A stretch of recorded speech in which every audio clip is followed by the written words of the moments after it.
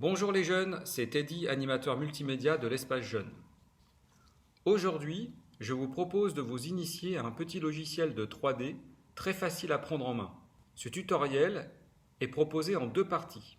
Tinkercad de l'éditeur Autodesk est disponible en ligne, donc pas besoin de le télécharger et de l'installer. Le lien pour y accéder se trouve affiché ici: www.tinkercad.com. Ce logiciel vous permet de réaliser très simplement des objets complexes sans avoir des connaissances développées en matière de 3D. L'objet que nous allons réaliser aujourd'hui est un support de téléphone mobile. Il est parfait pour commencer à s'initier à la 3D. Cet objet comprend une base sur laquelle se trouve un support adapté à un mobile particulier.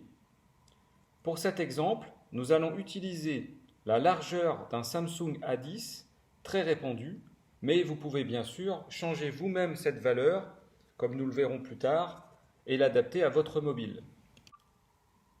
Pour commencer à utiliser Tinkercad, il vous faut créer un compte comme s'il s'agissait d'une boîte mail, mais cela prend bien moins de temps.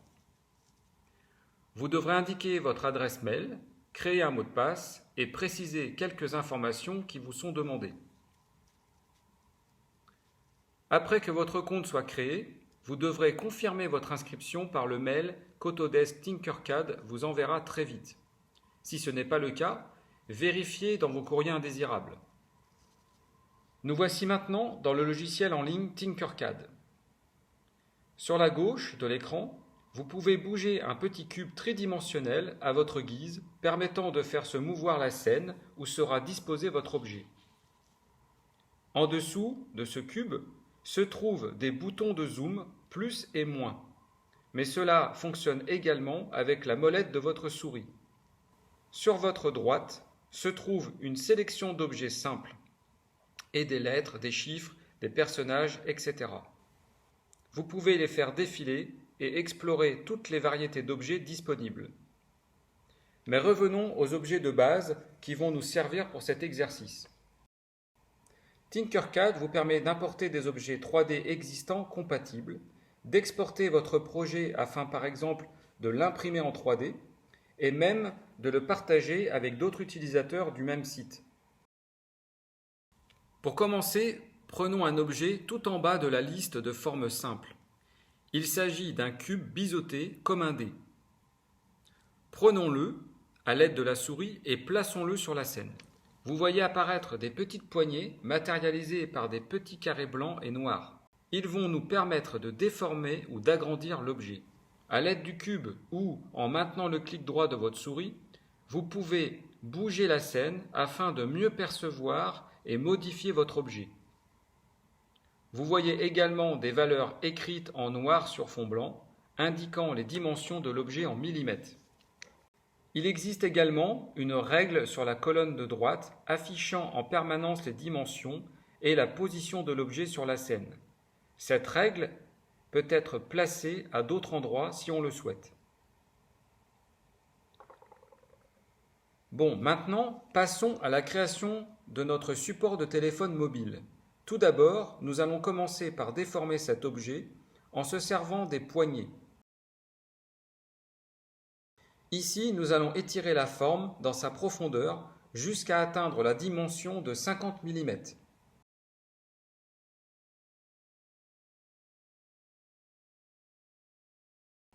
Puis l'élargir à 105 mm. Vous voyez ici les dimensions changer en temps réel. Voilà, c'est pas mal.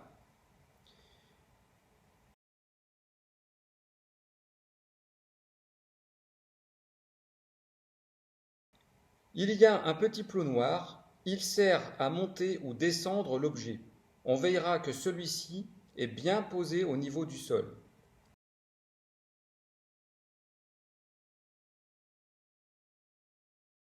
On va se servir de la poignée centrale afin de changer la hauteur à 4 mm.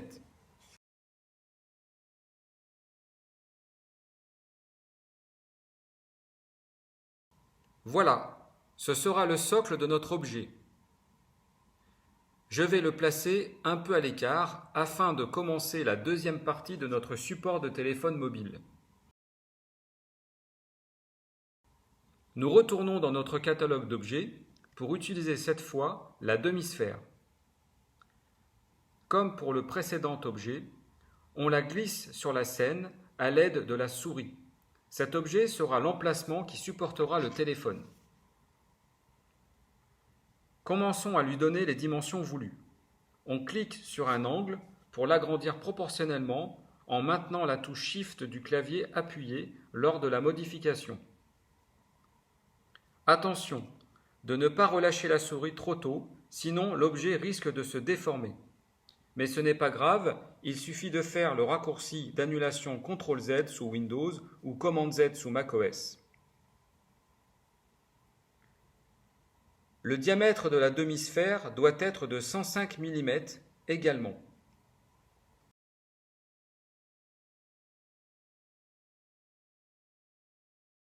Je vais étirer la demi-sphère par le haut à 70 mm.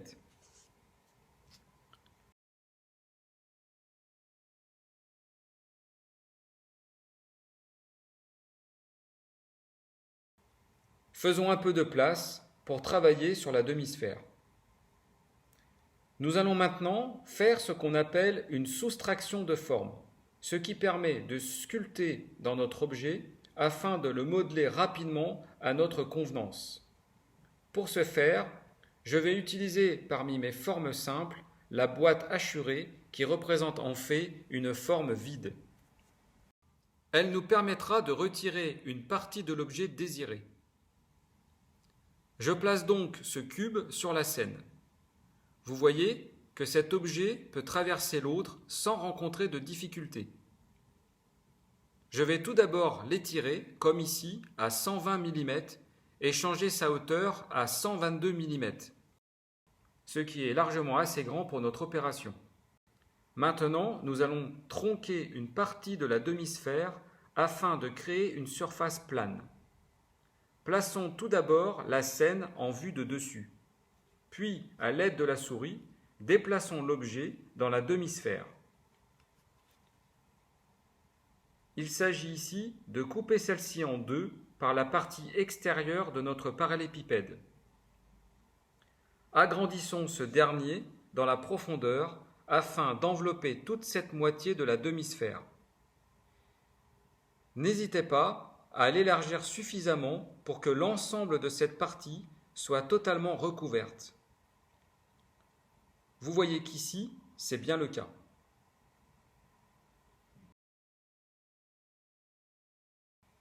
Maintenant, nous allons faire pivoter cet objet grâce à ces petites flèches en arc. Vous voyez qu'apparaît automatiquement des graduations en degrés. Par ce moyen, je vais pouvoir, à l'aide de la souris, déplacer l'objet sur son axe. 16 degrés sera suffisant.